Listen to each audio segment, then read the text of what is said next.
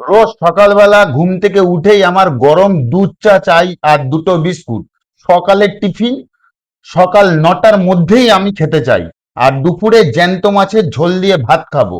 আর রাতে বেলা বাসি বা ঠান্ডা ভাত কিন্তু খাবো না, এভরিডে গরম ভাত করে দিতে হবে, নইলে থাবড়ায় দাঁত ফেলায় দেবো একেবারে।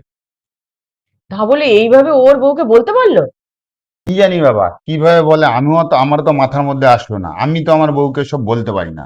যাই হোক, আমি ঘরটা এখন মুছে নিই। चलो भाई, देखो अब मैं क्या करता हूँ। শোনা, পাটা একটু দেখি, ওটাও দেখি, ঘরটা ভালো করে মুছে নিই। বলছি কি, তুমি কি এখন চা খাবা? না, আমি এখন চা খাবো, একবারে আমাকে তুমি টিফিন দিয়ে দাও।